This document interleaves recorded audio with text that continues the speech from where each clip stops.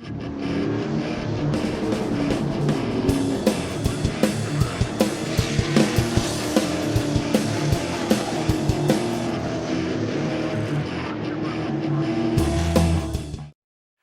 evening, ladies and gentlemen, and welcome to the Motordrome Speedway.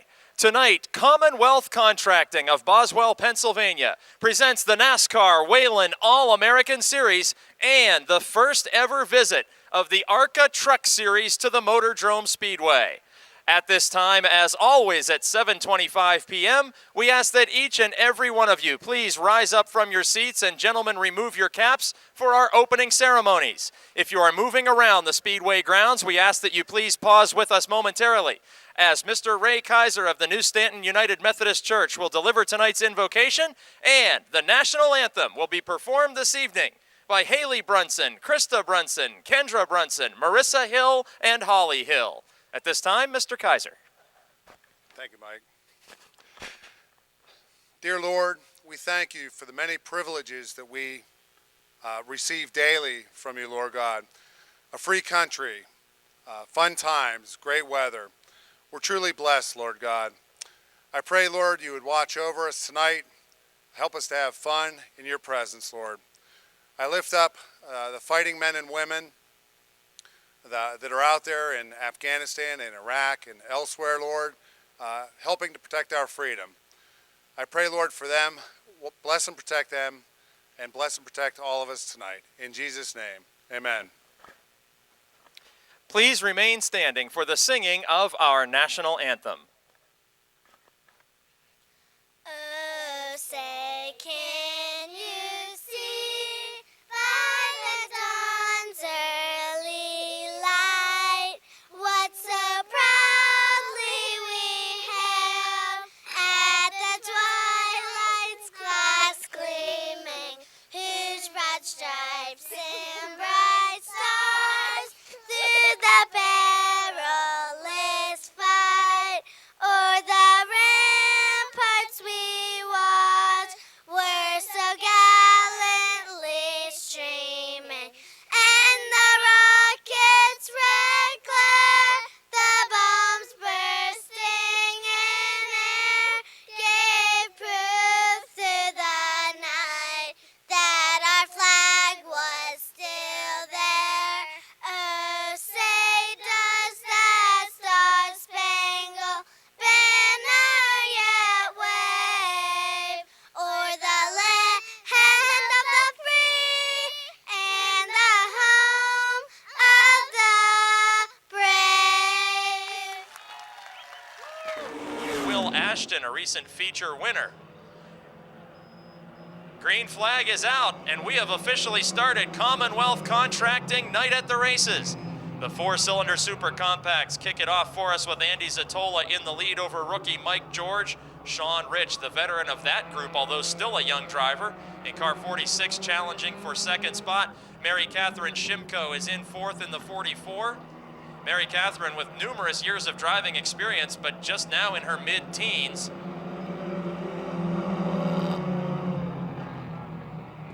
Understand the driver of car 44, Mary Catherine Shimko, will take her driver's test tomorrow. After years of racing here at Motordrome Speedway, Mary Catherine could become a licensed driver tomorrow.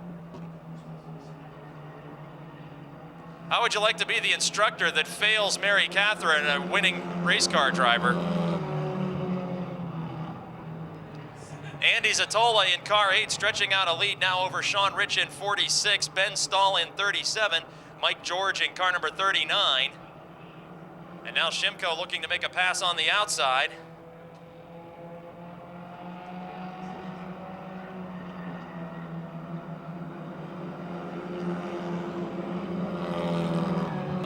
Side by side for the second spot, it's now Ben Stahl, the rookie in 37.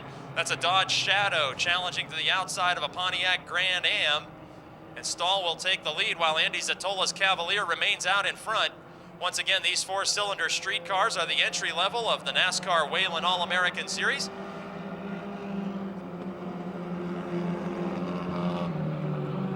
Black flag given to one competitor. Sean Rich being forced to pit as his window net has failed. The netting that keeps these drivers securely in the cockpit in the event of an overturn has collapsed on his machine, so he will be headed to the pits, unable to compete without his window net. 6 laps the distance of this heat event. And we are seeing... Oh, we got some contact with the lap car of Ashton as the leader Zatola slows, and now Ben Stahl mounts a challenge on the back straight. They're playing bumper tag for this heat race victory. It's Zatola and rookie Stahl coming to the checkered flag. It will be Andy Zatola over Ben Stahl, Mary Catherine Shimko, Will Ashton, and Mike George. It's Mark Tringes Jr.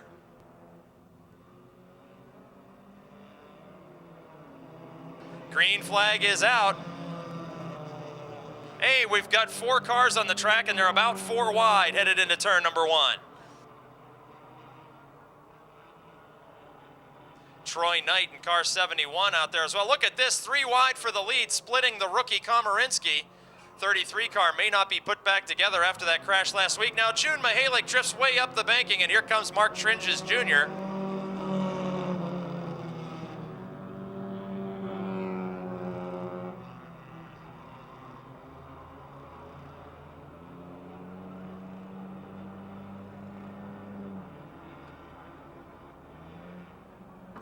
June Mihalik now fighting for the lead with the caveman Kevin Koffler out of turn number 4. And the veteran taking over the lead as Tringes, who led lap number 1, now falling off the pace, leaving Troy Knight in 3rd spot, and Tringes will head pit side now. Unable to head pit side is Tringes, slowing into turn number 1. And with leader Koffler approaching the start-finish line, we will need a caution flag on lap 3 of 6 for this second heat race of the Coca-Cola Super Compacts. Green flag is back out with only 3 cars in this second heat race for the Coca-Cola Super Compacts. And Troy Knight challenging June Mihalik for second position behind the caveman Kevin Koffler.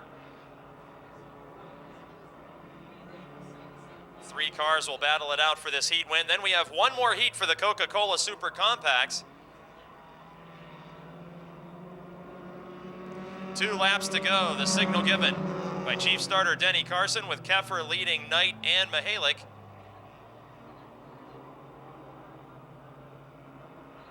Remember, an autograph session is coming up momentarily with the drivers of the ARCA Truck Series, and that will take place at the ARCA trailer, where you can buy ARCA Truck Series merchandise across from the NASCAR Pavilion behind the main grandstand. White flag is waving. Koffler still in the lead by less than a car length, with Troy Knight challenging.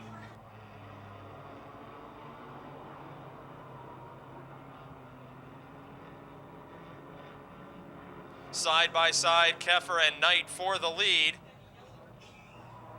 Coming to the scoring line for the checkered flag. Who's it going to be out of turn number 4? It's caveman Kevin Koffler by a bumper, collecting the heat race win over Troy Knight and June Mihalik. 6 more laps for the Coca-Cola Super Compacts. Green flag is out. Don't forget to purchase your tickets for tonight's Smithton Volunteer Fire Company 50-50 raffle drawing. Half the money collected goes home with 1 lucky race fan. The other half benefits our good friends at the Smithton Volunteer Fire Company. And out on the speedway, Christopher Knight vaults into the lead around series points leader Bill Schwartz. Eugene Zerfoss in 3rd, battling with the 05 of Paul Koffler Jr.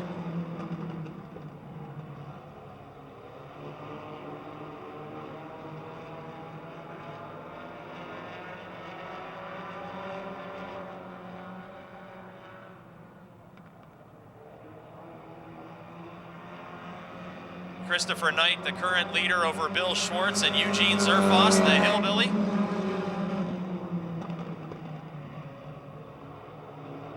Schwartz gets all crossed up in turns 1 and 2 and loses several car lengths to leader Knight.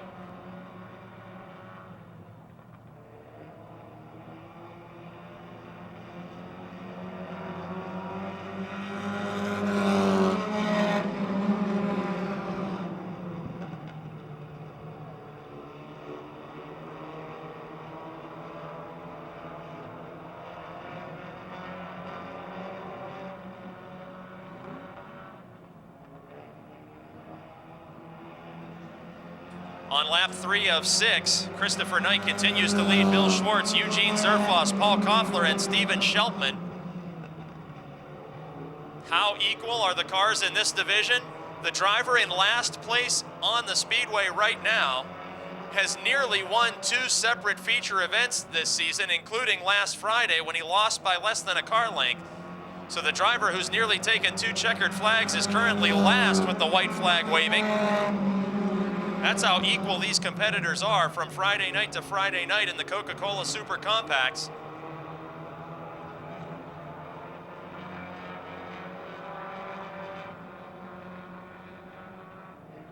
Final time. Out of turn 4, checkered flag waving, Christopher Knight with a heat race victory over Bill Schwartz, Eugene Zerfoss, Paul Koffler Jr., and Steven Scheltman. Al Minjock in car 41, John Scott in 71. Green flag is out, 6 laps for the Pro Auto Supply Service Chargers.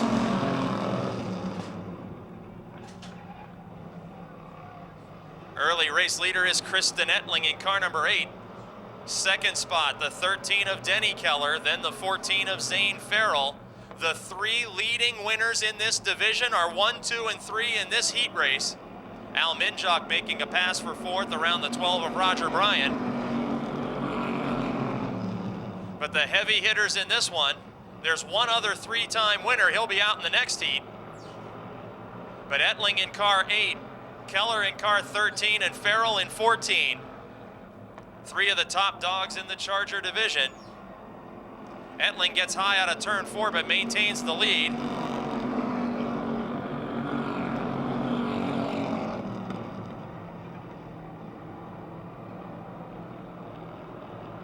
Denny Keller closing in quickly on Kristen Ettling down the back straight. Denora Denny is the man on the move, and Kristen Ettling again pushes to the outside in turn 4. They make contact on the front straight. Ettling gathers it up and avoids the concrete wall. Zane Farrell now moving into second spot as a result of that near collision, challenging Ettling to the inside. Kristen Ettling's car was very tight handling throughout most of the season, and now you see a classic example of what we in racing call a push handling condition. She's turning the wheels hard to the left, but the front end keeps going up to the right, wanting to go into the outside wall. Leader now Denny Keller in car 13. 14 of Zane Farrell, the points leader, in second spot. And Kristen Ettling, look at that severe push, tight handling condition.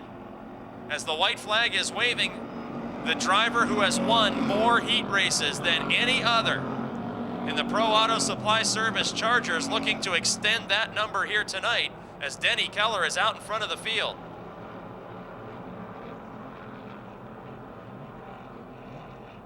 Out of turn 4. Checkered flag waving. Denny Keller with another heat race win over Zane Farrell, Kristen Ettling, Al Minjock, and John Scott. Mary Catherine Shimko. Green flag is out. 6 laps for the Pro Auto Supply Service Chargers.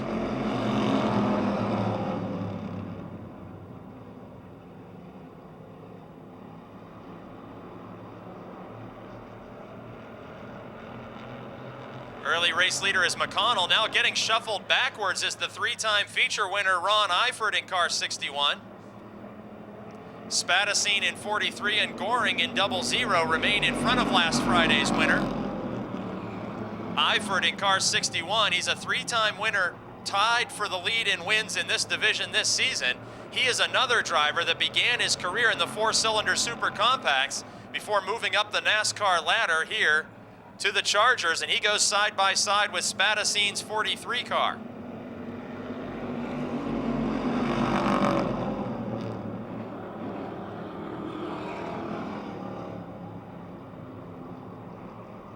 Challenge for second. Goring gets sideways coming out of turn 2 and opens the inside lane for the 43 of Spadacine. Now Tracy Keller in 1 and Ron Eifert are side by side behind Goring. Crossed flags signaling to the drivers halfway, 3 laps down, 3 to go.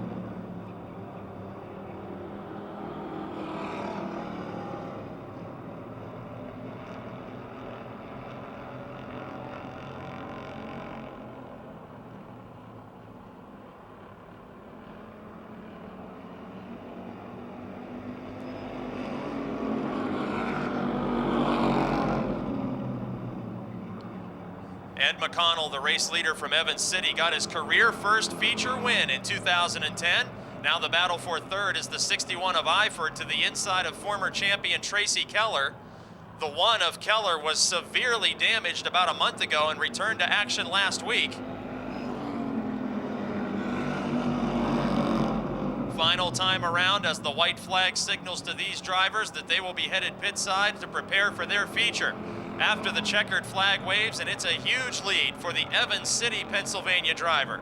In car number 48, heat race victory for Ed Mcconnell, coming down the front straight to take the checkered flag over Chris Spadacine, Ron Iford, Tracy Keller, and Chad Goring. Yellow from Clareton, 94 is Dustin Blank from Valencia. 8 laps the distance for the Napa Street Stocks. Green flag is out.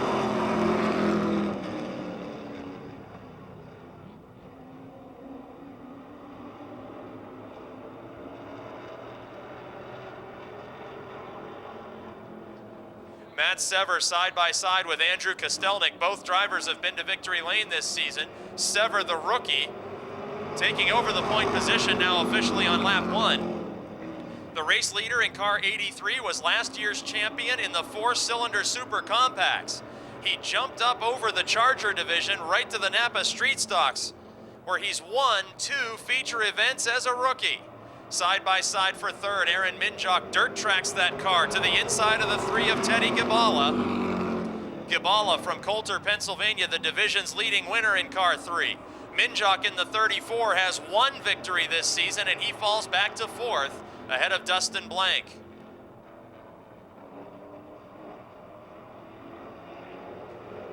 Crossed flags signaling halfway.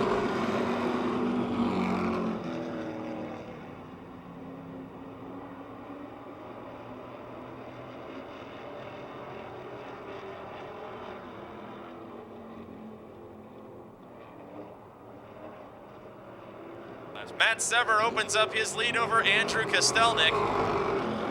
Look at Teddy Gibala in the 3 after he took a spot from Aaron Minjock. He's closed in quickly to the rear bumper of the 57 of Kostelnik.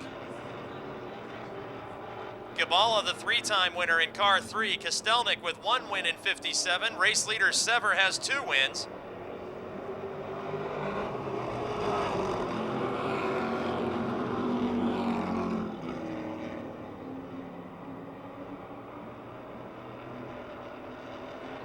Teddy Gibala now side by side with the 57 of Andrew Kostelnik.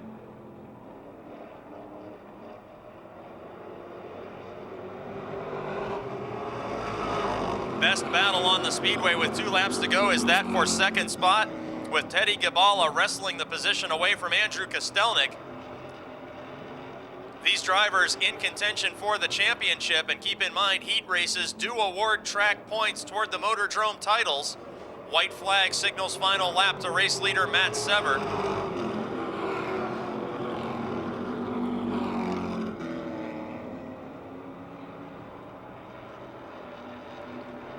As Sever opens up his lead toward another heat race victory, Gibala still feeling some pressure from Kostelnik after taking that spot away.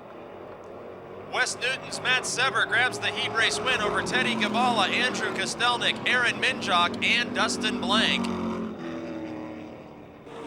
Defending champion in the 0, Dink Colarusso. 18, Jeff Zellweger. 35, Bill Ashton. 03, Terry Schwartz were green and racing.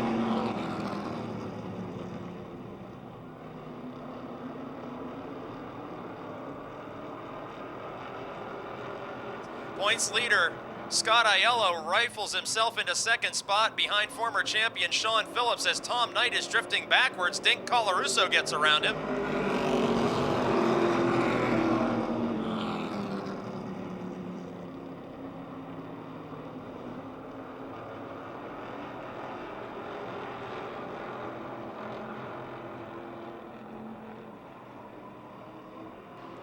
Challenge for the lead as Aiello dirt tracks the car in turn 4. What looked like it was going to be a lead battle comes to an end with a miscue by Aiello. He made a great save after his mistake, but Dink Colarusso in the 0, now challenging the points leader. Defending champion of Greensburg, Dink Colarusso in the 0, challenging the 00 of Scott Aiello. And that allows the 31 of Sean Phillips to open up an even bigger lead here on lap 3 of 8.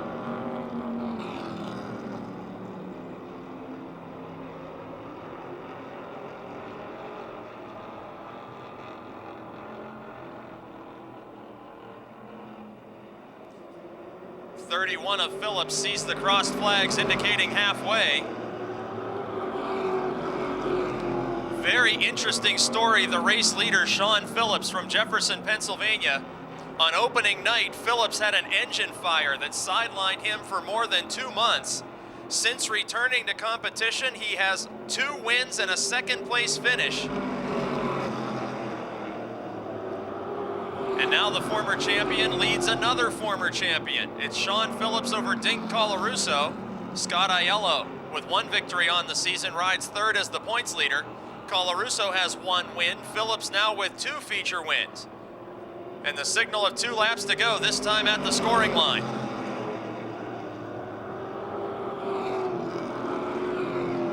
Colarusso in the 0 able to reach out and touch the rear bumper of Sean Phillips.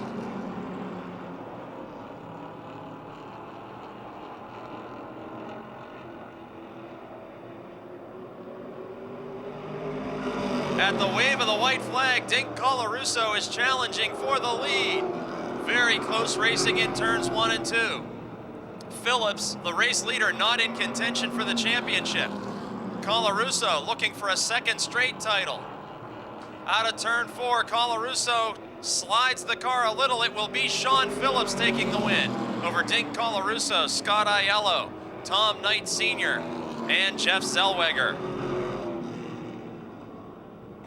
31 from McKeesport, Mark Catone, and 83, Joe Moose from Latrobe. Green flag is out. The NASCAR Subway Super Late Models up to full speed in turns 1 and 2. 10 laps the distance, and side by side, a 2-time winner and a 3-time winner. Mark Poole in 96 and Neil Brown in 14.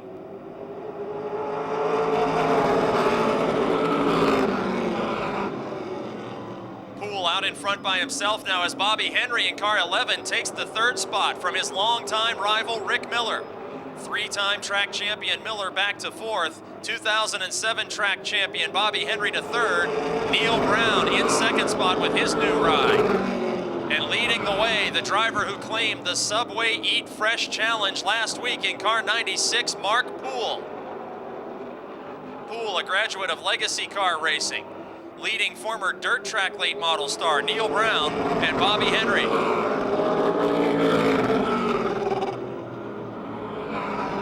Single file on lap 3 of 10 for the NASCAR Subway Super Late Models. Bobby Henry in 3rd spot, the Palagrudo Racing entry, still looking for his first win of 2010.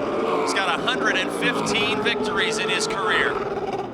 But tough luck and crashes not of his own making have kept him out of the winner's circle in 2010.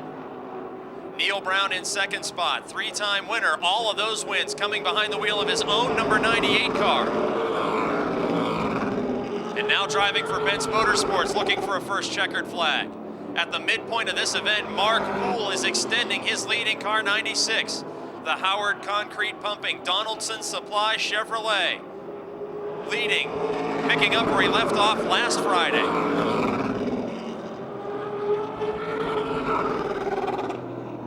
In 4th spot, still Rick Miller, the 3-time champion. And in 5th, another 3-time Motordrome champion, the 31 of Mark Catone, winner of the Steel City 100 just a few weeks ago.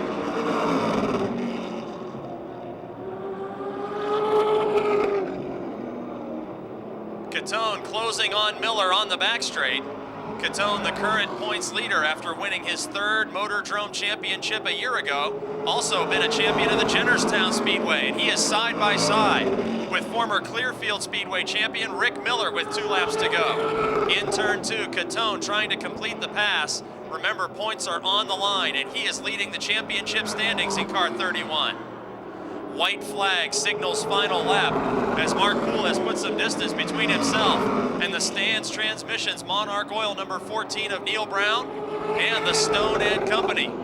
Scottdale Lumber Megan Ford of Bobby Henry.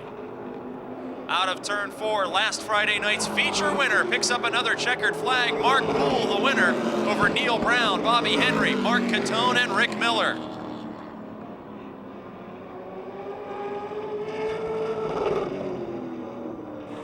Doug Bakioki from Venetia and the rookie contender in car 7 from Ruffsdale, Matt Gardner. Green flag is out. 10 more laps for the NASCAR Subway Super Late Models.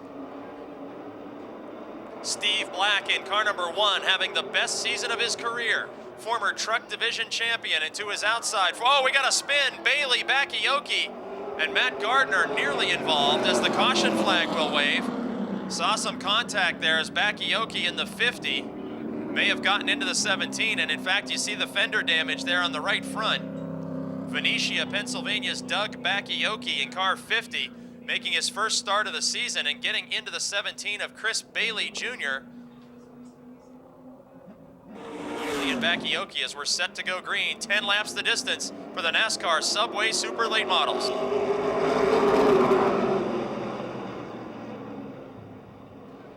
Side by side go the Subway Super Late Models down the backstretch. Komarinsky in 33 did not get a great start in the aborted attempt, but now sticks right to the outside of Steve Black's Toyota number 1. 95, Gary Wiltrout, so many times a winner at Motordrome Speedway in his long career, looking for his first win of 2010. A 3-car fight for the lead, maybe even 4 cars as Barry Audi looks to join this trio.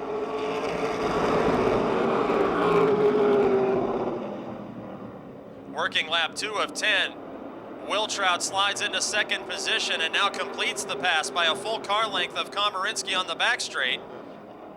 Steve Black still the early race leader. The first 2 wins of his career came in 2010 right here at Motordrome. And now a challenge for 3rd spot, Barry Audi, diving to the inside of John Komarinsky. They are wheel to wheel down the backstretch. Audi, a championship contender. Komarinsky, who skipped several opening weeks of the 2010 season in car 33, falling back into 4th spot now.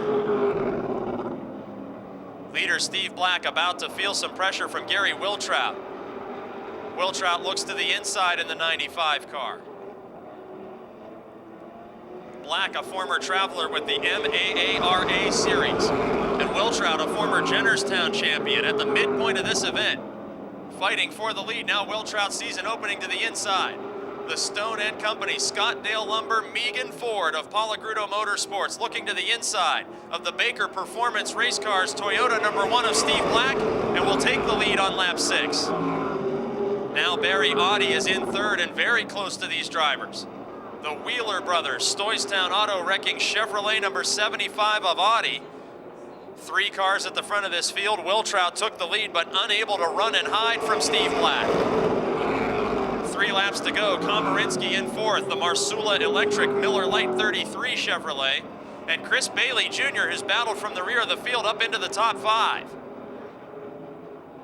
Black makes a miscue in turn number 3 and opens the inside lane to Barry Audi.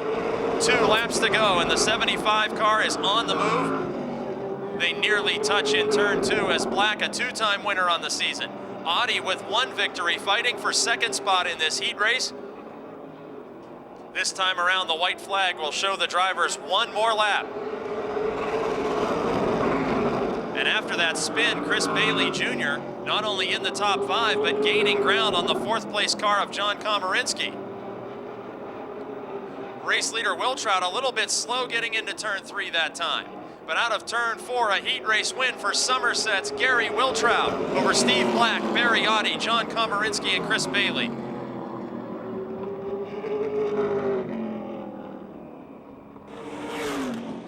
Race winner Steven Sheltman in 11, Paul Koffler Jr. in 05, John Simsick in 22, Christopher Knight in 78, 23 Eugene Zerfoss, 31 Bill Schwartz, 21 Will Ashton, and 46 Sean.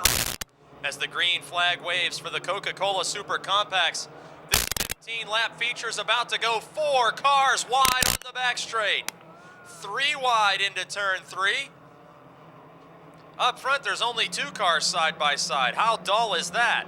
As the caveman, Kevin Kepper, takes the lead.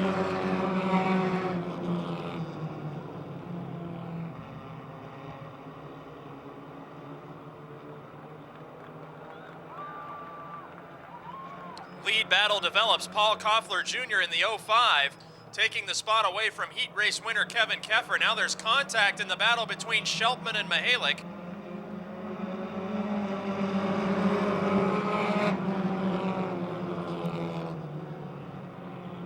With 2 of 15 laps completed, Paul Koffler Jr. way out in front of his field. 14, the caveman Kevin Koeffler. Here comes Steven Sheltman. Young driver making a pass to the inside of Troy Knight. Oh, we got contact. Cars locked together. That was Zerfoss and Knight that got their bumpers hooked. Green flag stays out.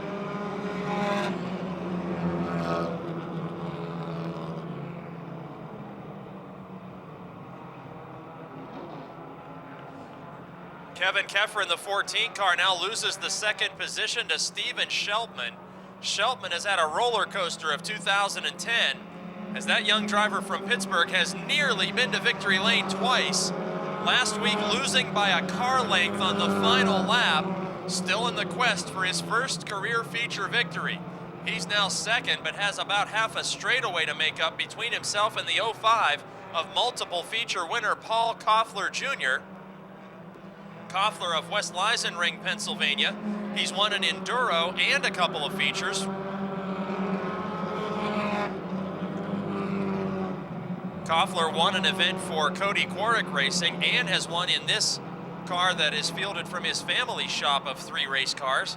Koffler, a former dirt track champion at the Farmington Speedway, got his first asphalt wins last season, and again for the second year in a row in 2010, a multiple feature winner at Motordrome. Working lap 6 of 15, Steven Sheltman in second spot in the 11.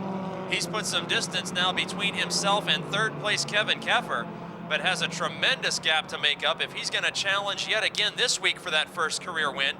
Sheltman's father, a regular competitor in our Charger division after moving up from the Super Compacts. Now the battle for third intensifies. The 14 of Kevin Koeffler going into turn 1, about to feel the pressure of last week's winner, the hillbilly Eugene Zerfoss in car 23. We got a spin in turn 4. Caution flag is out as Will Ashton is backing onto pit lane. I don't know if Kyle Komarinsky was involved or not, but the 33 has stopped in turn 4 as well. So the caution flag will wave. Third, Eugene Zerfoss fourth after starting deep in this field. The 71 of Troy Knight is fifth. Green flag is back out.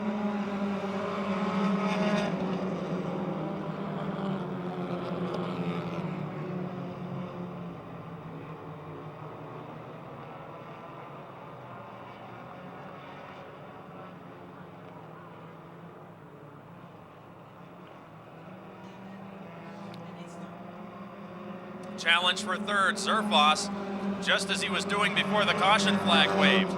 Applying pressure to the 14 of Kevin Koeffler.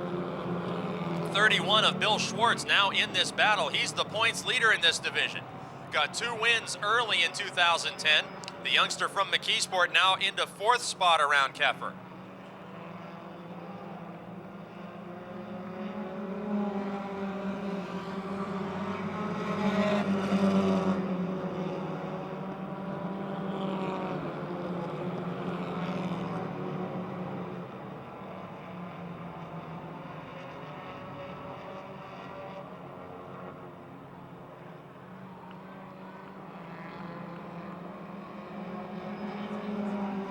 Five laps to go, signal given to race leader Paul Koffler Jr. Again, he opens up a huge lead over Sheltman. Into turn 1, there's some contact between the 8 of Andy Zatola and the 38 of June Mihalik back in the pack. Green flag stays out.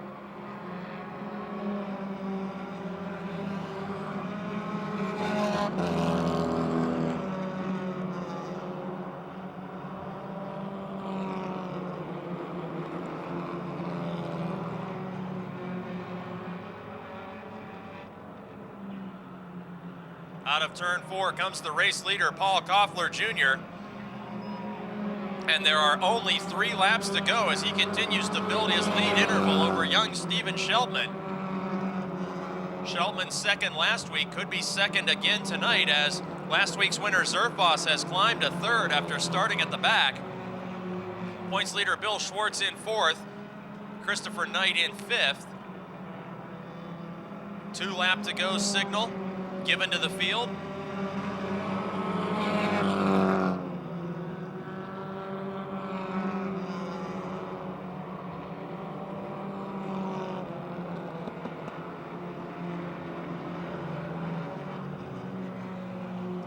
In turn 3, the battle for second. Zerfoss now to the inside of Sheltman, just as they were at the wave of the white flag last week. Only difference is now it's for second spot, well behind Koffler. And Zerfoss will complete the pass with the race leader in the middle of the back straight. Approaching the slow. Oh. We got a caution flag on the speedway before the finish.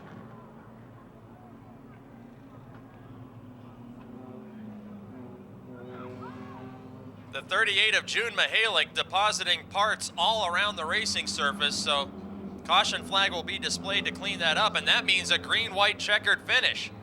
And that means what looked like an easy win for Paul Koffler Jr.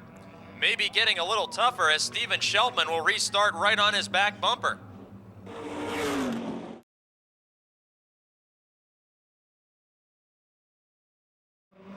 Thank you, Chuck, as the green flag waves.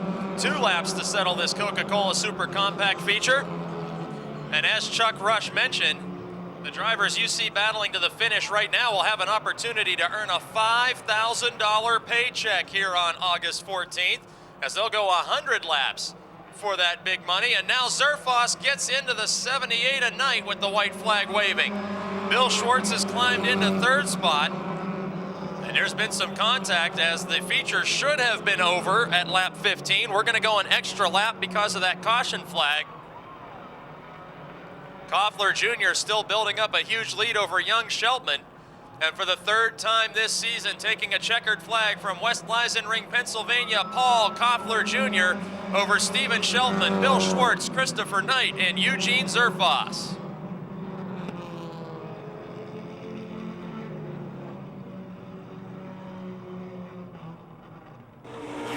And talking for the 3rd time this season in Victory Lane with Paul Koffler. Now, Paul, you've been here with a couple of different cars. Is this one your own machine? Yeah, this used to be my dad's. He quit racing, and I took it over, so it's mine now, yes. Now, we were just talking about a $5,000 to win Enduro coming up on August the 14th. Can we see this car going for all that big money on a rare Saturday night here at Motordrome? No, not this car, but you'll see another one here. So you're going to be one of the entrants, no doubt, with $5 grand on the line. Yes. Hey, a chance to thank your sponsors and crew for this win here tonight. Yeah, I'd like to thank Mountain View Stone Landscaping, Carry All Products, my wife, my dad, my mother, my son. You know, if it wasn't for all of them, I wouldn't be able to do this. There he is, a 3-time winner in the Coca-Cola Super Compacts. Ladies and gentlemen, Paul Koffler Jr.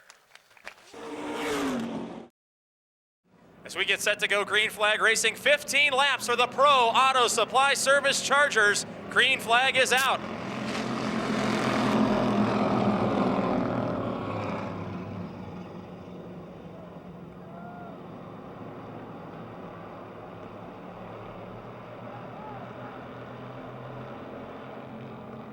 Three wide in the battle for 3rd. It was John Scott and Ed McConnell, but now Kristen Ettling separates herself from that battle and challenges Spadasine for 2nd.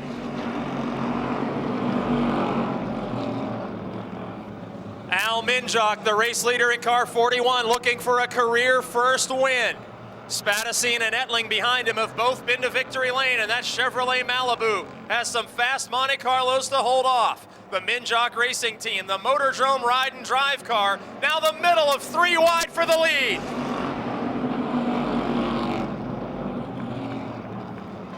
From 1st to 3rd in 100 yards goes Al Minjock. Now Spadasine spins into McConnell. He's into the wall. Minjock's into the wall. Caution flag will wave with 2 of 15 laps completed. New race leader Kristen Ettling. How about the Zane Farrell fans? He's in 4th spot as the green flag waves.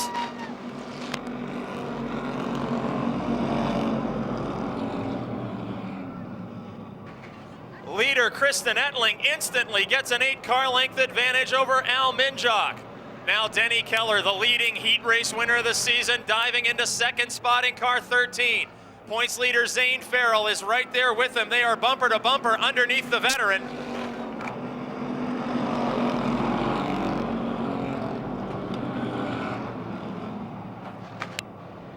Keller in 13 and Farrell in 14. Multiple feature winners, both in contention for the Charger Division Championship. Both now nearly a third of a straightaway behind Kristen Ettling, who suffered from ill handling in the heat race.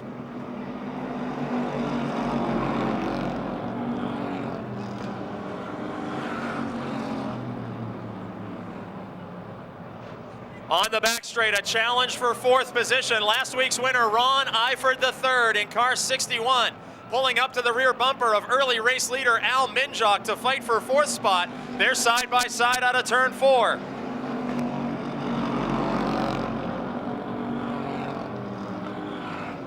On lap 5 of 15, Eifert completes the pass for fourth.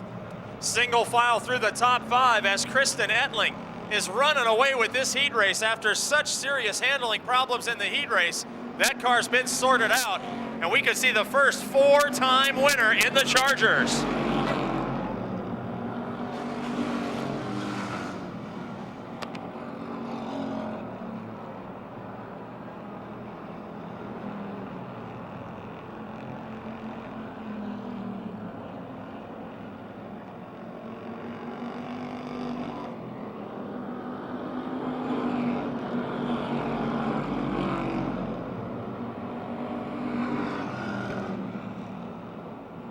Working lap 7 of 15, the challenge for second now. Zane Farrell looking to the inside.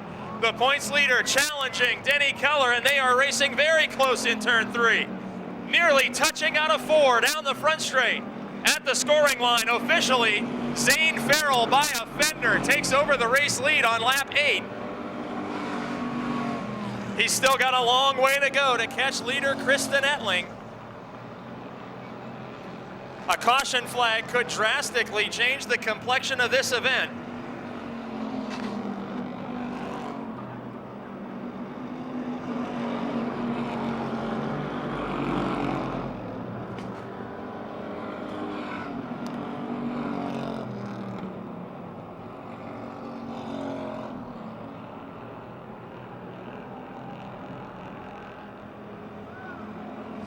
Nearly making contact with a lap car. Kristen Ettling, the leader, approaching Ed Mcconnell, got significant damage in that brush with the outside retaining wall early on. As we work lap 10, Ettling with half a straightaway lead over Zane Farrell, Denny Keller, and Ron Eifert III.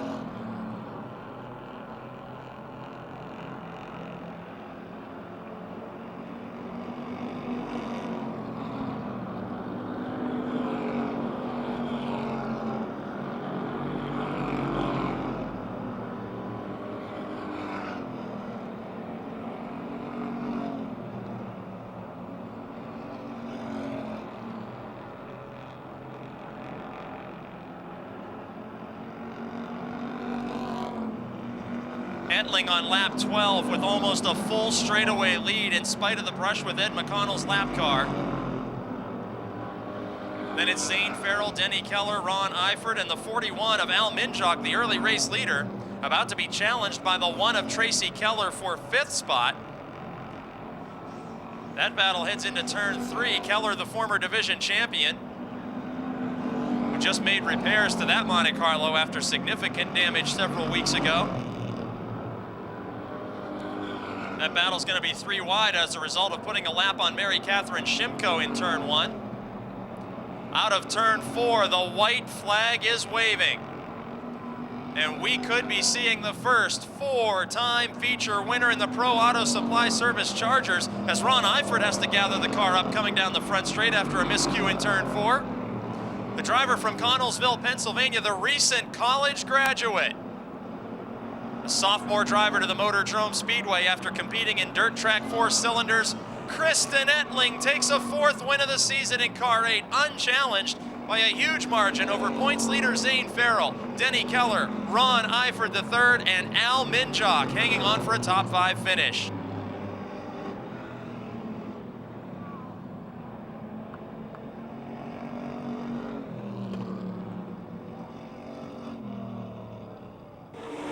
Kristen, another Subway gift certificate for you. A huge win. Now, we talked once before here in Victory Lane about the handling of this race car. The heat race was a textbook definition of a push and tight handling condition. What adjustments did you make to be so fast for the feature? Well, we tried to change the shocks and stuff, but the only way I can get around the corner is if I whip the wheel. That's how I solved the problem. I have no idea how else to fix it. So all the adjustments came from the driver instead of the crew at that point. Yes.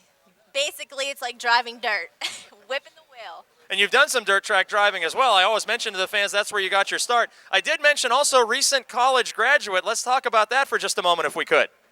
I graduated from Penn State Fayette with a bachelor's degree in management and marketing. Really didn't find a job yet. I'm working in a current job right now. Well, congratulations on behalf of everybody here at Motordrome, and now a chance to thank your sponsors and crew.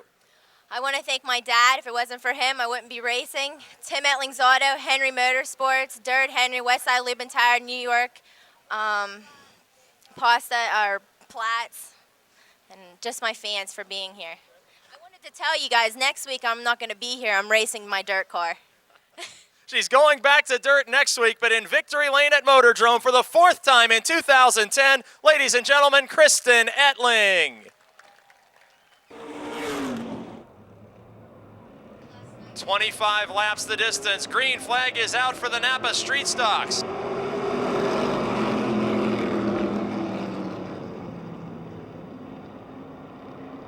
Early race leader Jeff Zellweger, a graduate of Legacy Car Racing from Allison Park, Pennsylvania. Tom Knight and Aaron Minjock battling for second.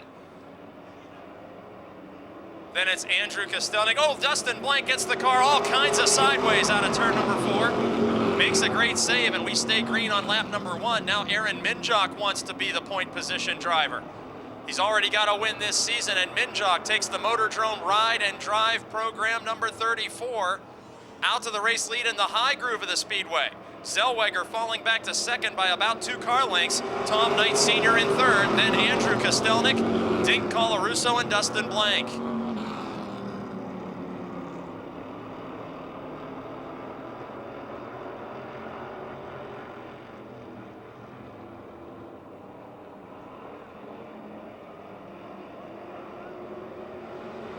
Heated action 3 wide in the middle of the pack. Matt Sever. The 00 of Scott Aiello and Sean Phillips were 3 wide on the front stretch, so while the leaders open up some distance, the rest of the field looks like a parade lap at full speed. 2 by 2 by 2, it's Kostelnik and Knight, Colarusso and Blank, Sever and Aiello. Now add Sean Phillips and the 3 of Teddy Gabala to that mix. Virtually the whole field, door to door, for an entire lap around the Motordrome Speedway. Now Andrew Kostelnik separates himself in the 57 and dives beneath the 18 of Zellweger. The Barrel Chevrolet-sponsored Monte Carlo of Zellweger started on the pole. He's in jeopardy now of losing second position. On lap 5 of 25, Aaron Minjock with a huge lead. Matt Sever and Sean Phillips may have made some contact there in the battle for the 5th position. They fought to the finish last week and had the fans on their feet. Sever brushed the outside wall that time on the front straight. The 83 car, after finishing second last Friday, gets into the concrete out of turn number 4. Meanwhile, the battle for second is side by side. Oh, we got a spin. Zellweger collects the points leader, Aiello. I think Teddy Gabala got a piece of that one, and a caution flag will wave. Green flag racing the Napa Street Stocks. Race leader Aaron Minjock loses his huge lead as a result of the restart.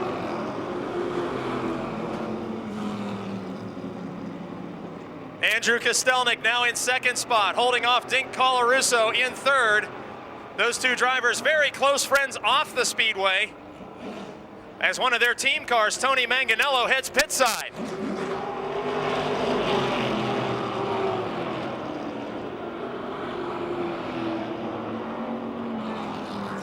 Kostelnik back to third and gets bumper tagged by Sean Phillips, last week's winner in the 31.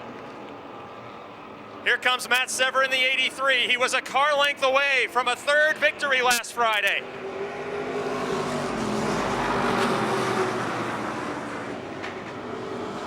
3 cars fighting for 3rd position. Meanwhile, Aaron Minjock in 34 has the 0 of Dink Colarusso lined up directly behind him, and we've got a lead challenge in turn 4.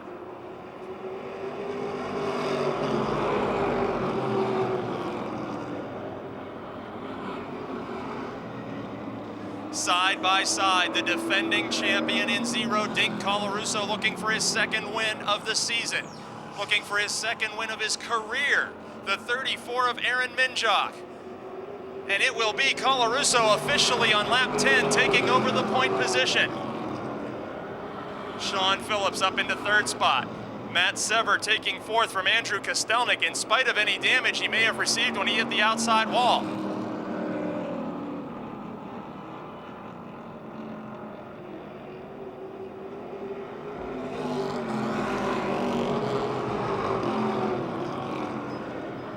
Challenge for 2nd, Phillips haunting the rear bumper of Minjock. Down the back straight, Phillips plays bumper tag, Minjock on the high side. Will Ashton heads to the pits in car 35, and at the scoring line by just a bumper on lap 12, Aaron Minjock maintains the runner-up position. Wheel to wheel in turn number 2, Phillips and Minjock. Phillips looking for a 2nd straight win and 3rd on the season.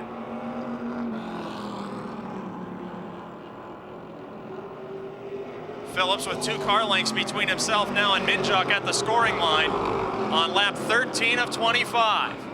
Another caution flag could drastically change the complexion of this event. Right now, Colarusso holds a huge lead. The defending champ in the 0 car, way out in front of Phillips.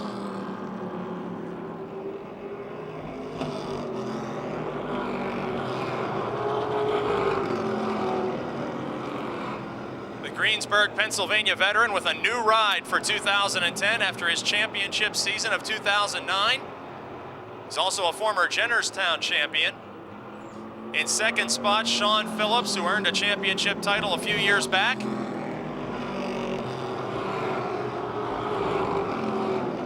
Phillips, who had a dismal opening day for about the 3rd year in a row, has recovered to have a string of unbelievable finishes. Race leader now, Dink Colarusso, approaching the 03 of Terry Schwartz to put her 1 lap down as her son continues to lead the point standings in the Super Compact division. Working lap 16, Colarusso gets by. Now there's a battle for 3rd entering the back straight. The 83 of Matt Sever closing in on the 34 of Aaron Minjock. Minjock, who led this event early on, trying to hold off the youngster. Sever, you see the white in the wheels when he comes down the front straight. Evidence of that encounter with the concrete wall. Nonetheless, the 83 car still fast enough to challenge and pass top 5 machines.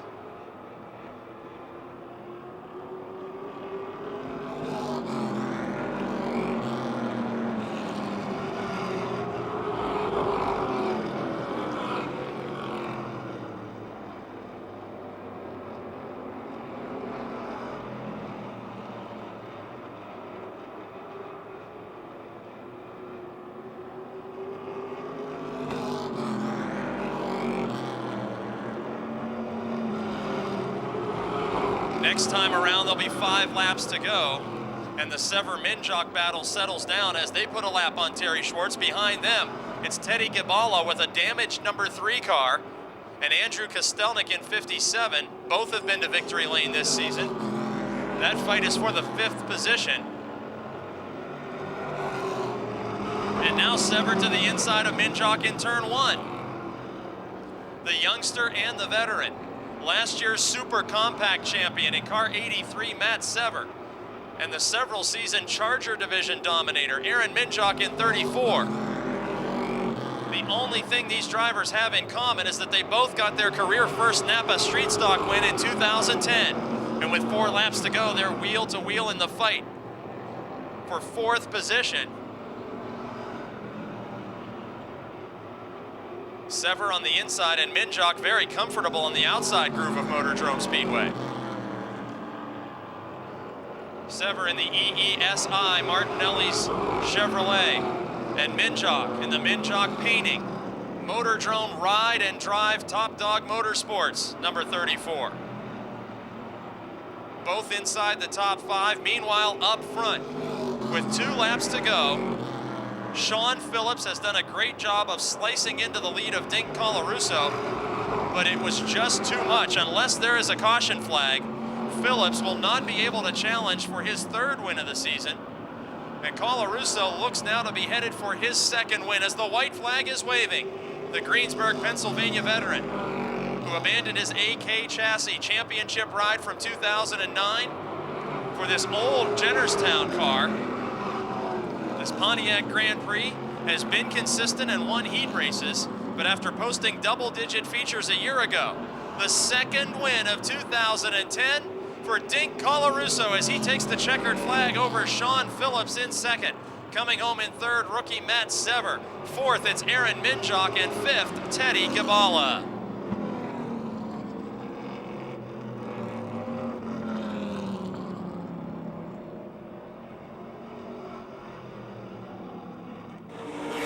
Now, we've talked a couple times this season about this race car. You were a little disappointed with its performance early on in 2010, and we just had Kristen Ettling tell us in Victory Lane her car wasn't right. She made adjustments to her driving style. What was it tonight? Were the adjustments from the cockpit or were the adjustments in the suspension? A little of both. Kenny adjusted on it after the heat race. We were a little loose. We were still a little loose.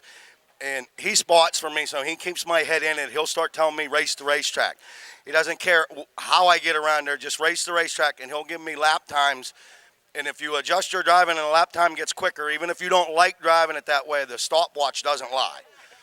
Now, when he says race the racetrack, sometimes that means don't pay attention to that guy in front of you or behind you. You didn't have anybody near you tonight. Is that a fun way to win a race when you've got it all to yourself like that? It is in a way, but the last 3 laps, I kept telling myself in my head, no cautions, no cautions. And a chance to thank your sponsors and crew. I want to thank Ken Kunkel, my crew chief, and my Uncle Mark, my mom and dad, Jay Steiner Heating and AC, Signs Designs by D, Tube City Beer, Airstream of Western Pennsylvania, H-Craft Manufacturing, my cousin Vincent, his business partner Sweeney, the McKeesport Group, Adam and all them guys. We still help each other out even though we're out here racing. And I'd like to thank all the fans for coming out and supporting us guys tonight. There he is, ladies and gentlemen, in Victory Lane the 2nd time in 2010, Dink Colarusso. The leader of the points in the ARCA trucks, and John Komarinsky lead us to green in the NASCAR Subway Super Late Models.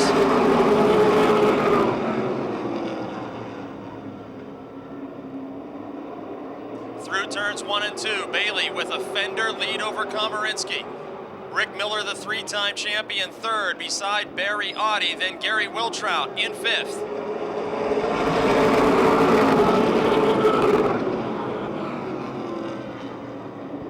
Komarinsky in car 33 missed the early portion of the season, and since coming out to compete, has scarcely finished outside the top 5 with a couple of podium finishes, and that time nearly made contact with Bailey as he takes over the lead on lap 2. Bailey in car 17 has sat out the last couple of weeks, focusing their team's efforts on the ARCA Truck Series. Now Barry Audi slides around the youngster and into 2nd spot. The former Clearfield and Jennerstown Speedway champion rolls into the runner-up position. And now to Bailey's outside, it's Gary Wiltrout, the former track champion in car 95. Wiltrout looking for his first win of the season, as is race leader Komarinsky. In between them is Barry Audi with 1 win in 2010.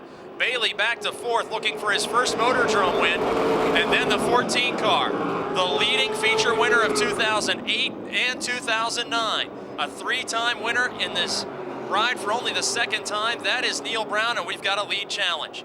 Barry Audi to the inside of John Komarinsky. Audi gets a little loose in turn 4, and Komarinsky maintains the lead by a bumper officially on lap 5 as they reach the scoring line.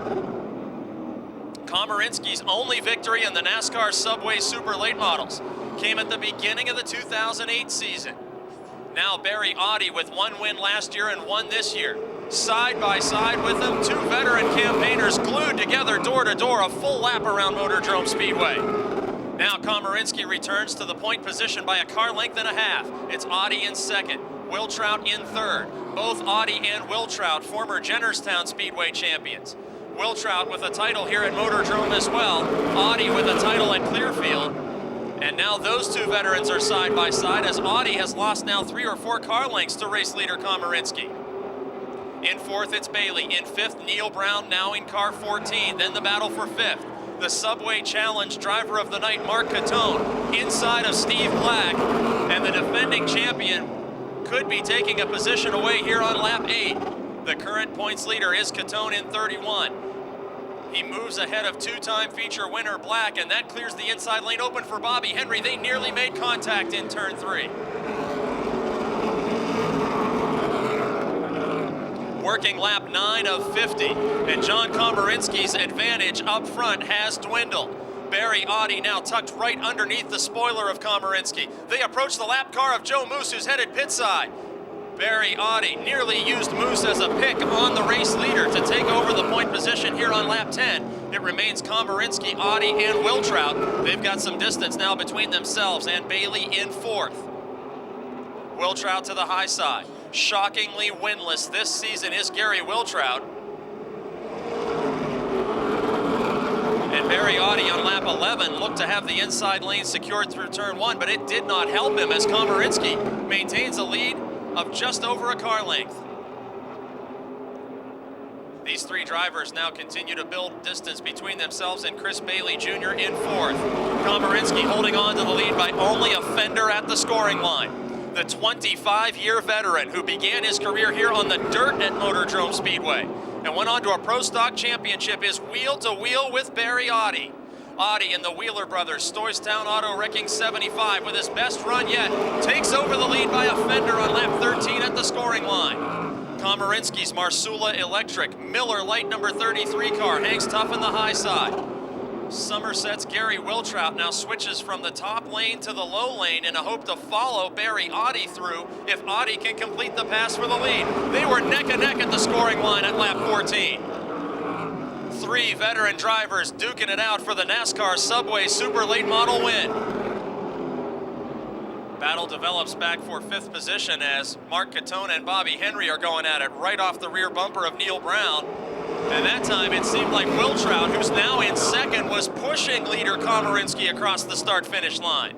Audi drops back to third and we're single file up front. Now Gary Wiltrout's turn to take a shot at wrestling the race lead away from popular John Komarinsky.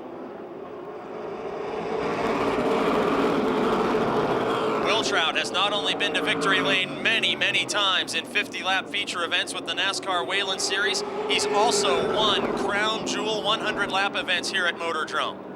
Driving for Palagrudo Motorsports, Wiltrout in the Stone & Company Scottdale Lumber Megan Ford, haunting the rear bumper of race leader John Komarinsky. Audi is third and loses a couple of car lengths that lap to the lead duo. Bailey Jr. still fourth. Then it's Neil Brown fighting with Bobby Henry for the 5th position. Henry has advanced even around Mark Catone, and they make contact in turn 4. The battle heating up for 5th position between Henry and Brown. Brown, a 3-time winner, but not yet going to victory lane with his new number 14 out of the Benz Motorsports stable. And Bobby Henry, just like his teammate Wiltrout at Palagrudo Motorsports, looking for his first win of the season.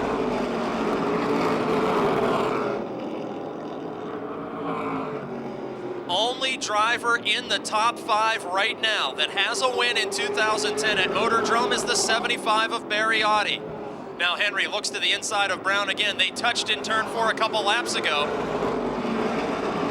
Henry, the 2007 Motordrome track champion. Neil Brown in 14, the former Jennerstown Speedway champion. They play bumper tag out of turn number 2. And now up front, Komarinsky has to negotiate the Joe Moose number 83 car, which nearly held him up again. We got a spin in turn 4. Steve Black and Mark Poole both go around. After battling for top 10 positions, 2 drivers with a pair of victories on the season will bring out the caution. They have to hold off Gary Wiltrout, Barry Audi, Chris Bailey, and Neil Brown with the green flag waving. Into turn 1, Wiltrout tried to secure the inside position, but it is still John Komarinsky of Greensburg, the man out front. Long-time street stock ace, who went to a track championship in the Pro Stock division. Now a winner in the NASCAR Subway Super Late Models, vying for his first checkered flag of 2010 as we approach the midpoint of this event. It's Wiltrout in second, Barry Audi in third, Chris Bailey Jr. in fourth. Battle rages on between Neil Brown and Bobby Henry for fifth, but look at this, the leaders are side by side out of turn 4. Komarinsky held the lead by only a fender that time at the scoring line. Wiltrout hanging strong to the inside, but unable to complete a pass. Wiltrout did lead 1 lap before Komarinsky stole it back officially. Official lead changes only at the scoring line, and it was Komarinsky by inches on lap 24. Next time around, the crossed flags will indicate halfway to these drivers of the NASCAR Subway Super Late Models. Subway Eat Fresh Challenge driver Mark Catone all the way back in 6th spot. And at the midpoint, Komarinsky hangs on to the top position over Gary Wiltrout and Barry Audi. They again are putting themselves about 8 to 10 car lengths ahead of Chris Bailey Jr. in 4th. Now Bobby Henry with his best run yet on Neil Brown. Side by side, very close in turn 3. The battle for 5th position. Brown, a 3-time winner. Henry looking for his first win of the year, and Henry will claim the 5th position and quickly up to challenge the 17 of Chris Bailey for 4th. Bailey in his family-owned NASCAR Super Late Model that carried him to a Rookie of the Year title at Lake Erie Speedway, falling back now to 5th as Bobby Henry is the man on the move. Henry started deep in this field in car 11 and hopes to join his teammate Gary Wiltrout inside the top 3, but he's got a long way to go to reach the rear bumper of Barry Audi. Mark Catone now takes a position away from Chris Bailey after Neil Brown opens the inside lane, and Bailey now out of the top 5. On lap 28, continues to be John Komarinsky, fighting off the challenges of Gary Wiltrout. They're side by side again in turn 3, nearly made contact that time. Komarinsky had to get hard on the brakes in turn 4, and at the scoring line by inches, Gary Wiltrout is once again the official leader on lap 29. Komarinsky still to the outside, and they are quickly approaching a lapped car. Joe Moose, who has had mechanical problems all night, looming in front of the leaders. Wiltrout with a full car length and a half advantage this time as they reach the start-finish line. 20 laps to go. Wiltrout to the high side of Moose with Komarinsky and Audi to follow. Barry Audi now closing in on Komarinsky as Henry may be the fastest car on the racetrack in car 11. We got a caution flag. A spin in turn number 2. The Rookie of the Year candidate, Matt Gardner, in car number 7 goes around. Gardner made a chassis adjustment on pit lane after that first caution flag period, and his number 7 car stops with 20 to go to bring out the caution. Side by side, Komarinsky and Wiltrout bring them back to green flag conditions.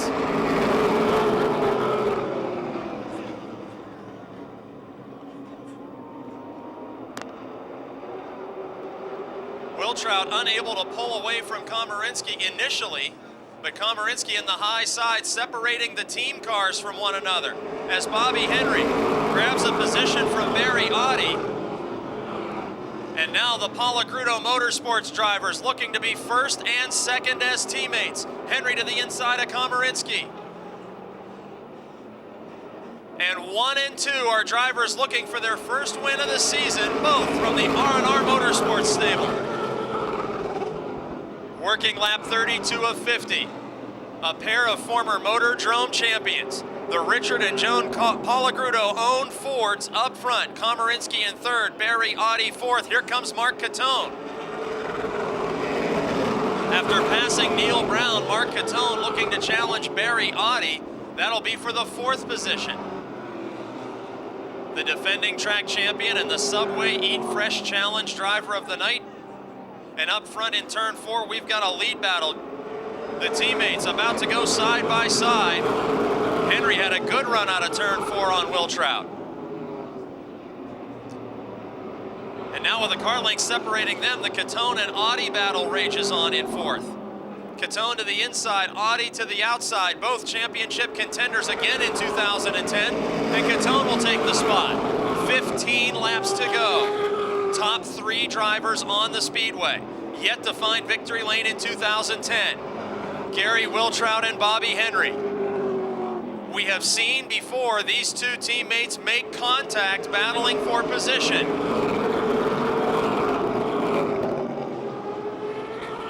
Henry's car appears a little loose in turn 2. Wiltrout was able to stay with the race leaders early on in either the high or low groove of the speedway.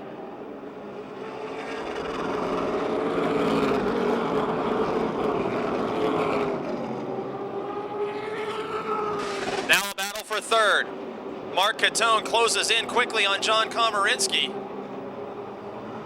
Oh, the leaders touch. There's action happening all over the speedway as Matt Gardner heads pit side. Henry and Wiltrout clearly touched bumpers there on lap 37. As we work lap 38, Catone to the inside of Komarinsky for third position. Komarinsky has finished top 3 a couple of times this season with only making about half the starts so far. And points leader Catone still door to door with him on lap 39. Catone gets a little bit sideways there in turn 1. Still holds the inside position.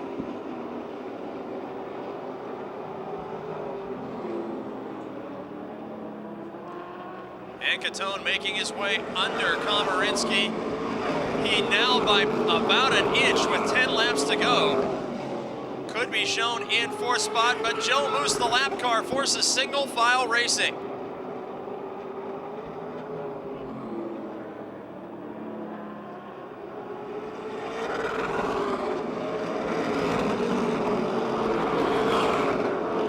Gary Wiltrout and Bobby Henry, race leaders. Bumper to bumper in turns 3 and 4. Unbelievable that this strong team has been shut out of victory lane so far in 2010.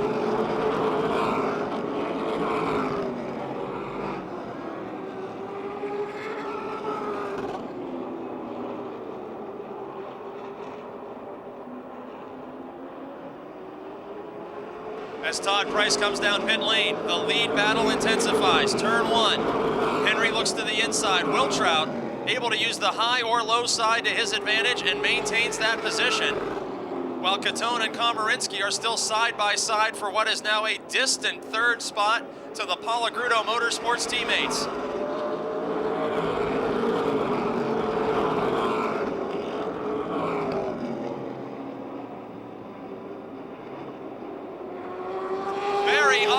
Nearly spins from a top 5 position and slows on the back straight. Everybody avoids him as there are 5 laps to go. A great recovery by Audi. Catone in 31, officially in 3rd spot, each lap by about a bumper. And up front, the teammates. You've got to wonder, how badly does Bobby Henry want to score a victory in 2010? He has never been shut out of victory lane in his career at Motordrome. And here on the last Friday night of July, will he aggressively challenge his teammate? Will they touch? How will this lead fight wind up in just 4 more laps? Henry this time stays to the top side, right in Wiltrout's tire tracks. Inches separating these two teammates. Both former Motordrome champions, and Henry finds the inside lane to his liking in turn 4. Down the front straight, side by side with 2 laps to go. Richard and Joan Palagrudo have to be on the edges of their seats. A possible 1-2 finish after their team has been winless throughout 2010. Henry still trying to challenge Wiltrout. In turn 4, they are nearly side by side again. White flag is waving. Final time into turn 1. Henry, will he use the bottom or stay closer to Wiltrout up top? Lead interval is less than a car length. Headed into turn 3, final time. It will be a first-time winner. Will it be Wiltrout? Will it be Henry? Coming to the finish line, Gary Wiltrout takes the checkered flag over teammate Bobby Henry. Mark Catone into 3rd spot over John Komarinsky, and Neil Brown finishing in 5th spot.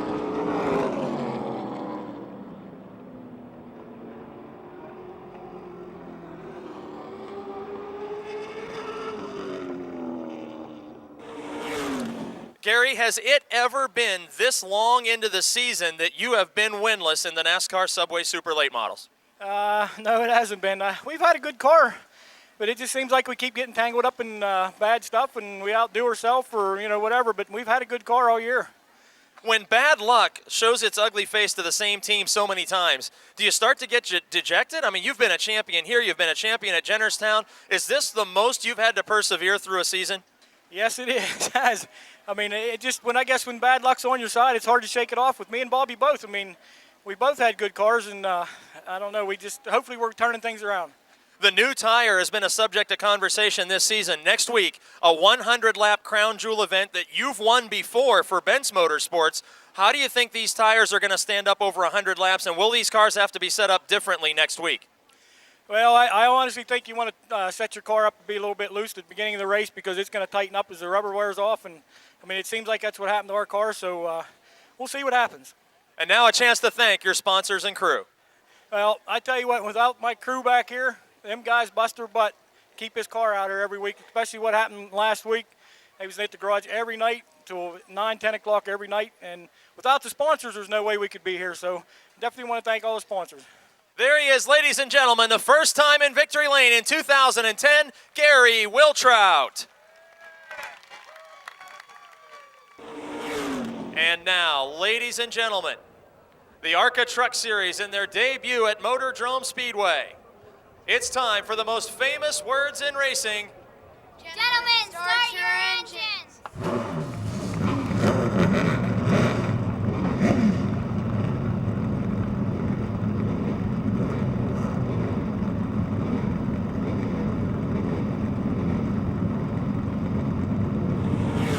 In Truck 7, Paul Hahn, and 51, two-time winner Danny Jackson. Green flag is out.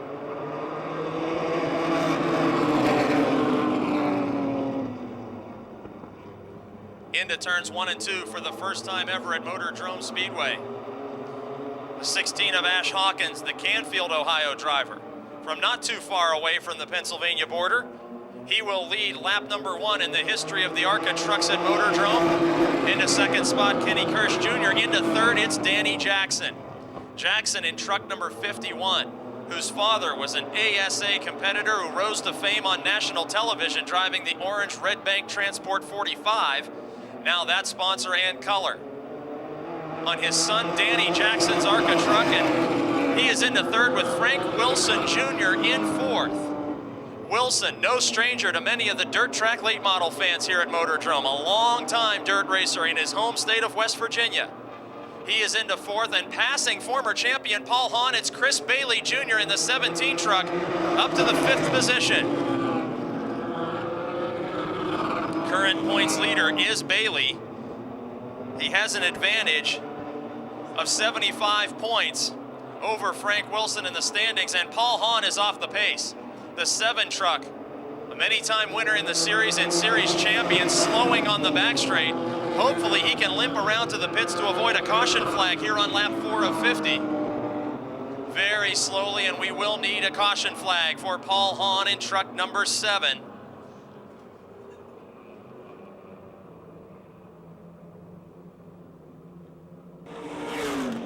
Pace truck heads down pit lane. Green flag is out. 47 laps to go.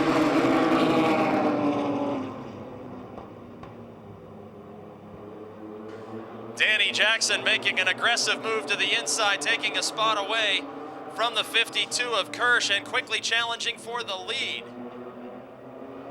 Hawkins goes up high and clears the way. New leader Danny Jackson in 51. Meanwhile, Chris Bailey Jr. makes a pass of his championship rival Frank Wilson Jr. and quickly goes into third spot around the 52 of Kirsch. Remember, the 13 truck of Wilson, second in the championship point standings to the 17 of Bailey Jr., the home track favorite.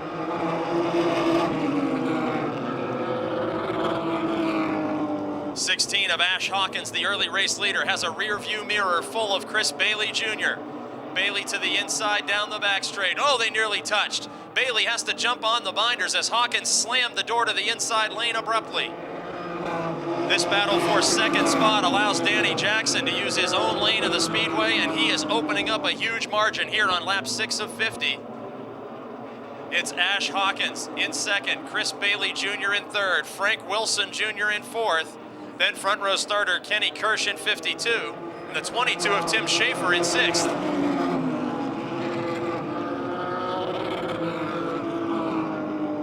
Single file as we work lap 7.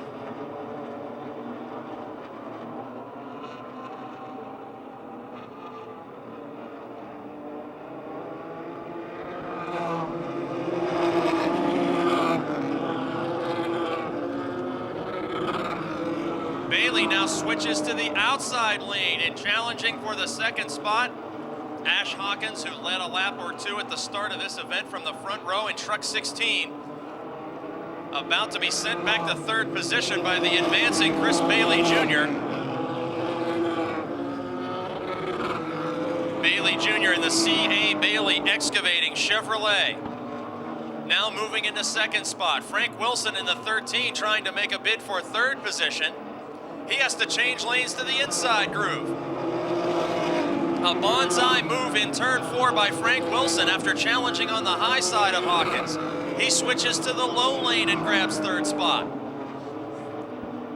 The only repeat winners of 2010 in the ARCA Truck Series are running 1 and 2. Cincinnati, Ohio's Danny Jackson in 51. South Park, Pennsylvania's Chris Bailey Jr. in 17. Then it's Belmont, West Virginia's Frank Wilson in third spot. Ash Hawkins back to fourth with fellow front row starter Kenny Kirsch in fifth. Tim Schaefer in the sixth spot.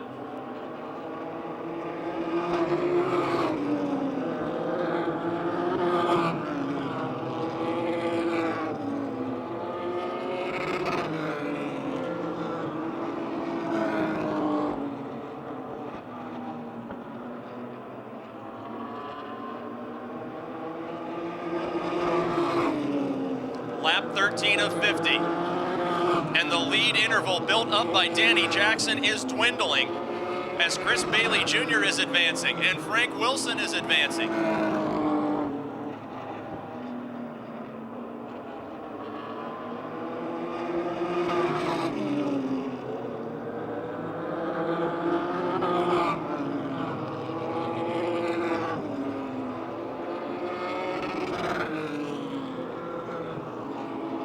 Danny Jackson, the race leader over Chris Bailey.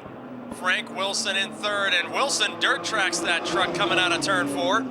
You can tell he was a dirt track racer before, the way he saved that machine from going sideways in turn 4. It's Jackson, Bailey, and Wilson pulling far away from the front row starters. Ash Hawkins and Kenny Kirsch. As we're working lap 16, nose to tail are the 3 leaders, and Wilson testing out the high groove of the speedway, and that time found it to his liking as he got a tremendous run off turn 2. Wilson's nearest track to home was the Dirt Skyline Speedway a couple events ago, but still not too terribly far from his home base here at Motordrome. Wilson with some dirt late model fans in attendance here cheering him on. He's closing in on the home track favorite. Here on lap 17, Danny Jackson adds a truck length or 2 to his lead.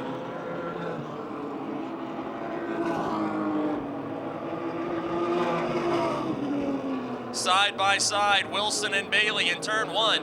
Wilson, in his first ever visit to Motordrome Speedway, has mastered the high side of this half-mile oval. Bailey feeling all the pressure of a hometown crowd as he's leading the point standings in his first ever performance here at his home track in an ARCA truck. Nearly finished top 5 in the NASCAR Super Late Model feature moments ago. And here on lap 19, falls back just a bit from now second place driver Frank Wilson. Approaching the number 78 of Craig Myers, the Michigan driver who's going to go a lap down to Danny Jackson and Frank Wilson. Jackson, the second fastest qualifier of the day. His lead over Wilson, just about a truck and a half. Bailey losing some ground here as we approach the mid stages of this event.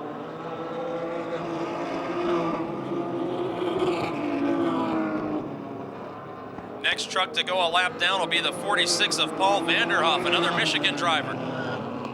Leaders to the inside down the back straight.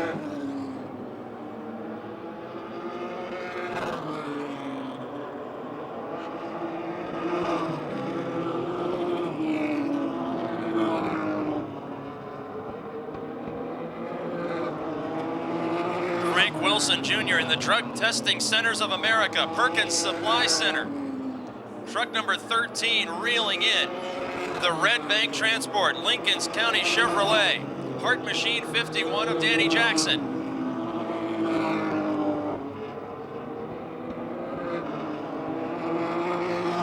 Wilson and Jackson each for the first time at Motordrome Speedway. Regular competitor Chris Bailey third, but fading from the lead battle. And clearly evidence on the right side of Wilson's truck that he has plowed the outside retaining wall at some point. Nonetheless, he is still fast enough to reel in the race leader. Here on the front straight, you can see the white tire lines and the body damage to truck number 13, as he has clearly gotten into the outside retaining wall. The brakes now overheating, perhaps as a result. And as they approach the 55 of Marcus Jones to go a lap down to caution, flag will come out on lap 25. Halfway through the ARCA Truck Series debut at Motordrome Speedway, and we will slow for a caution. Danny Jackson is the race leader. His father, Dave Jackson, an ASA stalwart for many years. Green flag is back out.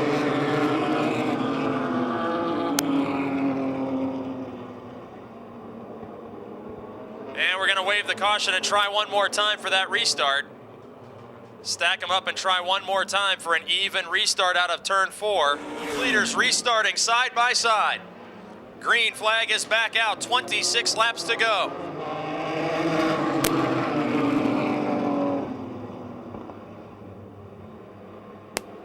Wilson in truck 13 with exactly what he wanted, an opportunity to restart door to door with race leader Danny Jackson. Wilson seeking his first win of 2010 on the tour, and in spite of significant damage to the truck, he will take the lead on lap 25 as cross flags signal halfway to the field. Chris Bailey Jr. moving to the outside. The 55 of Marcus Jones and tucking in behind the 30 of Brad Yunker. Yunker slows Bailey's progress just a bit, and now he shoots through.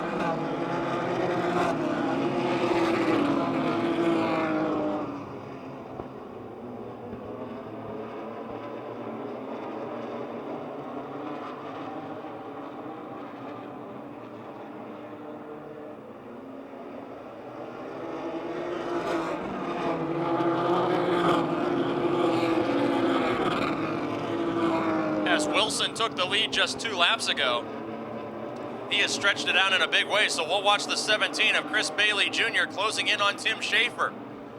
The 22 truck, the driver from Canfield, Ohio, moves to the inside. Bailey looking to the outside after the pit stop to change the flat left rear tire. And on lap 28, Bailey once again advances inside the top 5.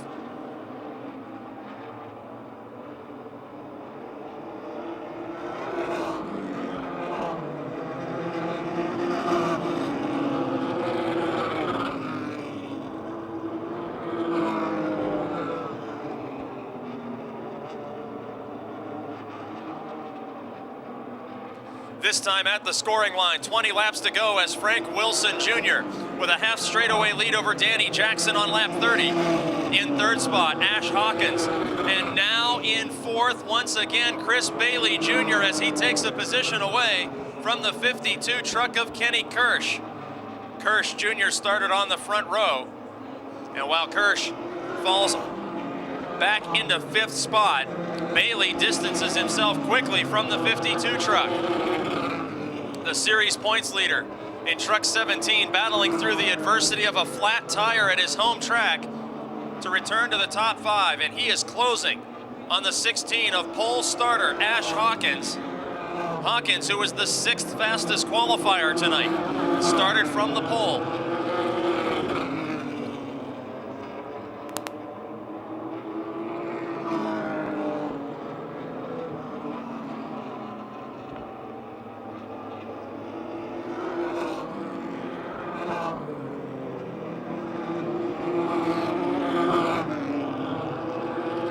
Lap 33, Bailey gaining slowly on the 16 of Hawkins, which will be a battle for third if Bailey's fresh rubber on the left side aids him in faster lap times than the pole starter. Danny Jackson in second. Race leader Frank Wilson way out in front of the pack.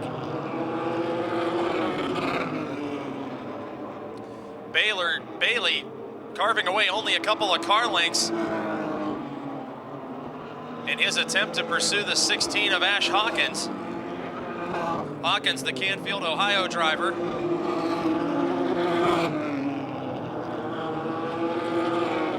Out of this event, Paul Hahn,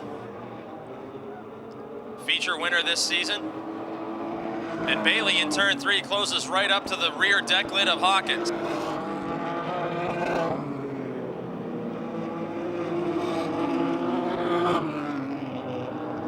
In turn 1 on lap 36. Bailey hoping to challenge for third, but laps are running short if he's going to contend for a third victory. Danny Jackson is a half straightaway ahead of this battle for third. Bailey has to be thinking about his championship points as well, not wanting to take any chances that would sideline him and possibly cost him a championship title, even though he would love to win here in front of the hometown crowd. Now the lap truck, number 46 of Paul Vanderhoff, could play into this battle. They were 3 wide coming out of turn 4. Hawkins had to wiggle that truck just a bit to find a way around the slower machine, and that opens the outside lane for Chris Bailey. Bailey, the former go-kart racer, former national Bandoleros champion, pulling to the outside of Hawkins out of turn 4. He nearly got into the outside wall and had to slow his progress as we have 11 laps remaining.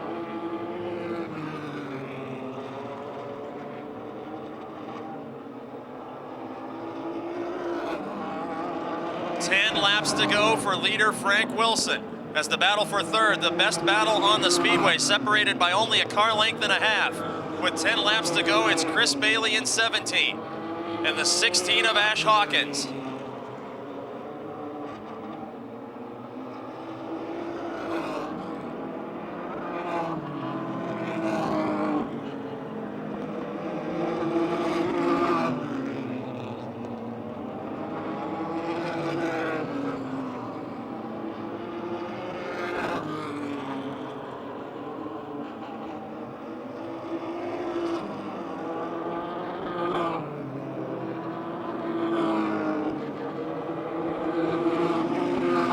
Working lap number 42, the race leader is the West Virginia dirt track veteran. A veteran of ARCA Supercar Series competition and a longtime campaigner in the ARCA Truck Series.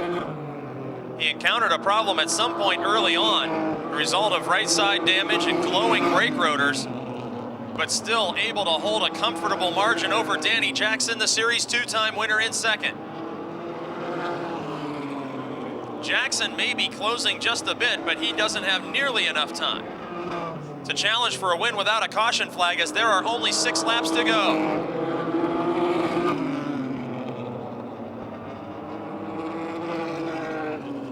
Now, second place driver Danny Jackson of Cincinnati, Ohio. His father, a longtime ASA campaigner, and with 2 wins on the tour, he is not in the fight for the championship. Nonetheless, was very quick here tonight, set second fast time in qualifying, and now second on the racetrack to the leader. Then a straightaway back in third spot, the 16 of Ash Hawkins, who started this inaugural event from the pole. He has successfully defended the third position from the advances of Chris Bailey, and Bailey has now come under fire from the 52 of Kenny Kirsch Jr. With 4 laps to go, second place starter Kirsch steals a position away from Bailey. Keep in mind, second in the championship points is Frank Wilson, who's leading this race. So Bailey could lose considerable ground in the quest for a championship title with the ARCA trucks here tonight.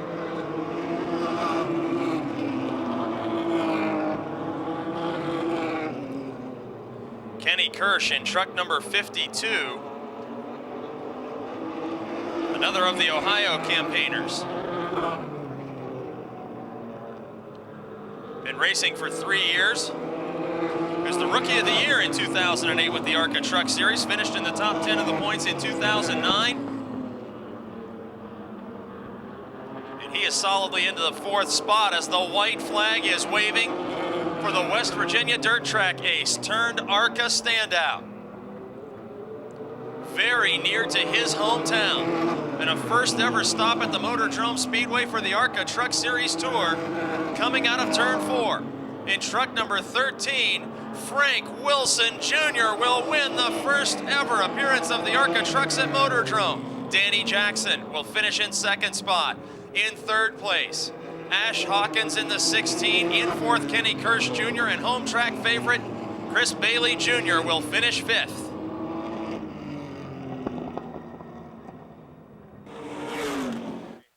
Well, Frank, I was telling the fans, you're from not too awful far away from here, and a lot of these folks remember you racing dirt cars at Interstate and Elkins and Tyler County Speedway, with which your family has a special relationship.